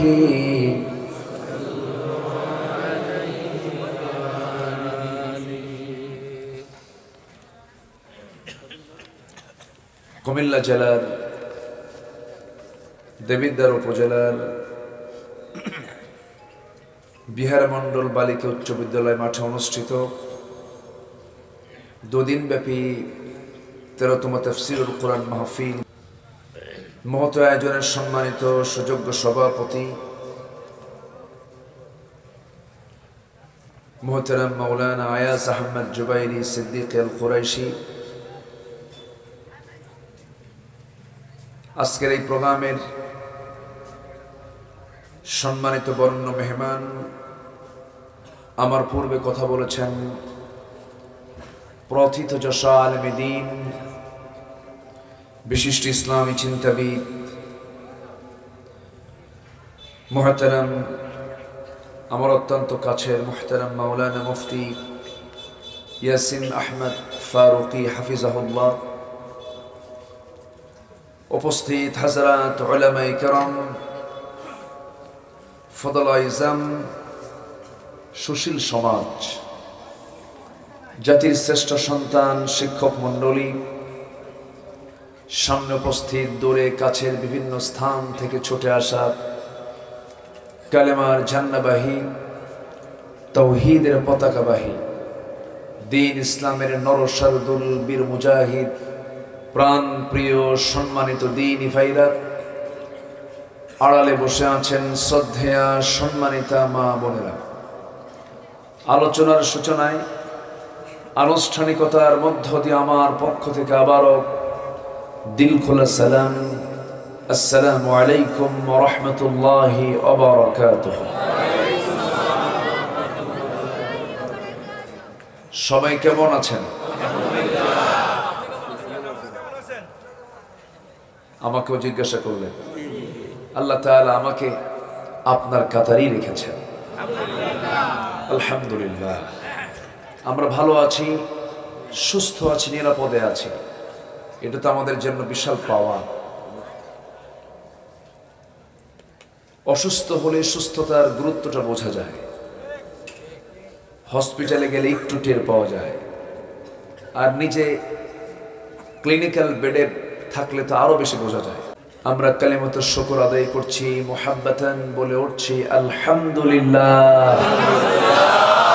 সবাই বলছে আল্লাহুম্মা ইন্নী আসআলুকা আল হুদা ওয়াত তুকা ওয়াল আফাফা ওয়াল গিনা। সবাই বলি আল্লাহুম্মা লাকা আসলামতু ওয়া বিকা আমানতু ওয়া আলাইকা তাওয়াক্কালতু ওয়া ইলাইকা আনাবতু ওয়া বিকা খাসামতু। আমরা আল্লাহ তাআলার শুকর আদায় করে নিলাম। সম্মানিত হাজিরিন, আমার পূর্বের মেহমান, আমার অত্যন্ত প্রিয় ভাই ইয়াসিন আহমদ ফারুকি, তিনি আপনাদের সামনে অত্যন্ত গুরুত্বপূর্ণ, প্রতিবার তিনি এই মাহফিলে আসেন, ওনার এক যুগ পূর্তি হয়েছে এবছর। অত্যন্ত গুরুত্বপূর্ণ তিনি আলোচনা উপস্থাপন করেছেন। আমি আজকের মাহফিলের শেষ ক্লাসে এসে কিছু কথা বলার ইচ্ছা পোষণ করছি। আল্লাহ যেন আমার মুখ থেকে সেই জাতীয় কথাগুলো বের করে দেন যে কথাগুলো মুসলিম উম্মার জন্য অতীব জরুরি। সম্মানিত হাজিরিন, আমরা ঠিক সেই মুহূর্তে এখানে একত্রিত হয়েছি যে সময় প্রেজেন্ট ওয়ার্ল্ডে মুসলমানদের সংখ্যা হলো 180 কোটি, প্রতি 4 জনে একজন মুসলমান। পৃথিবীর 56টি দেশ হলো মুসলিম রাষ্ট্র। প্রাকৃতিক খনিজ সম্পদে সমৃদ্ধ হলো মুসলিম দেশগুলো। যদি মুসলমান তাদের মুসলমানিত্ব যদি টিকে রেখে, যদি মুসলিম ইউনিটি ঠিক রেখে, ইসলামী তাহজিব তামাদ্দুনকে যদি ঠিক রেখে, যদি মুসলিম উম্মাহ যদি সামনের দিকে এগিয়ে যেত, মুসলিম জাতি কোনো শাসিতের জাত হতো না, মুসলিম জাতি হলো শাসকের জাত হতো। সম্মানিত ভাইয়েরা, কিন্তু দুঃখজনক হলেও সত্য, গোটা পৃথিবীতে আজ সবচাইতে বেশি মার খাচ্ছে যে জাতি, সেই জাতির নাম কি বলুন তো? মুসলমান। ফিলিস্তিন একটি জ্বলন্ত অগ্নিকুণ্ড হয়ে আছে, মৃত্যুপুরী হয়ে আছে। কাশ্মীর, মায়ানমার, এরকম করে বিশ্বের যেখানেই মুসলিম জনপদ, সেখানে অস্থিরতা, বিশৃঙ্খলা এবং মুসলমানদের রক্ত নিয়ে হোলি খেলা হচ্ছে। কেন, কি জন্য? এটার মূল কারণ হলো মুসলিম তার ইসলাম থেকে ছিটকে পড়েছে, ইসলামকে ছেড়ে দিয়েছে। হয়তো বলবেন না, ইসলাম ছাড়লো কোথায়? নামাজ তো পড়া হয়, রোজা তো রাখা হয়, টাকা আছে, হজে তো যাওয়া হয়, কিন্তু ইসলাম শুধু আনুষ্ঠানিক কিছু ধর্মীয় ইবাদত পালনের নাম নয়। ইসলাম হচ্ছে মানব জীবনের জন্য যতগুলো দিক এবং বিভাগ আছে, প্রত্যেকটি জায়গায় ইসলামের সুস্পষ্ট ফয়সালা বক্তব্য আছে না নাই? আসতে বলবেন না, আছে না নাই? আছে। আমরা অনেকে রাসূলকে ভালোবাসার কথা বলি আমরা রাসূলকে খুব ভালোবাসি, কিন্তু রাসূলকে আমি নামাজে ভালোবাসলাম, ইবাদতে ভালোবাসলাম, আমি আমার পছন্দ মতো রাসূলকে আমি মহব্বত করলাম, কিন্তু রাসূলকে অনেকে রাজনৈতিক জীবনে, রাষ্ট্রীয় জীবনে, অর্থনৈতিক জীবনে মানতে চান না। আমি তো আমার ভাষায় বলবো না, শরীয়তের দৃষ্টিকোণ থেকে যারা শুধু রাসূলকে শুধু নামাজই ভালোবাসতে চায়, রাষ্ট্রীয় জীবনে, অর্থনৈতিক জীবনে, সামাজিক জীবনে যারা রাসূলকে মহব্বত করতে চায় না, তার আদর্শকে লালন করতে চায় না, শরীয়তের দৃষ্টিকোণ থেকে তাদের পরিচয় হলো তারা টাটকা মুনাফিক। ঠিক কি না? সম্মানিত হাজিরিন, আমরা এই দুনিয়াতে এসেছি একটি টাইম নিয়ে। লা ইস্তাখিরুনা সাআতাও ওয়া লা ইস্তাকদিমুন। 1 সেকেন্ড আগেও মৃত্যু হবে না, 1 সেকেন্ড পরেও মৃত্যু হবে না। এবং বিআই আরদিন তামুত, যে জমিনেই তোমার মৃত্যু হবে সেখানেই তোমাকে যেতে হবে। এটা কার ফয়সালা? যেহেতু আমরা মরেই যাচ্ছি, মরে যাবই তো, অতএব আল্লাহ আমার প্রভু, আমার আল্লাহ, তিনি চান আমি মরেই যখন যাচ্ছি, মরবো অমুসলিম হয়ে না মুসলিম হয়ে? আমরা তো জন্মসূত্রে মুসলমান হয়ে আছি, টেনশন তো নাই নাকি? হ্যাঁ আছে, টেনশন আছে। জন্মসূত্রে অনেকে মুসলমান হয়ে ভাবতেছেন যে বাপও মুসলমান, আমিও মুসলমান, আল্লাহ আমারে জান্নাত না দিয়ে যাবে কোথায়? এরকম চেতনার কিছু লোকও কিন্তু আছে। কিন্তু আল্লাহ তাআলা কিন্তু ইমানদারকে ডাক দিয়ে বলছেন মুসলমান হও। কাকে ডাক দিয়ে বলতেছেন? ইমানদারকে ডাক দিয়ে। যারা পারেন ঠোঁট মিলিয়ে বলুন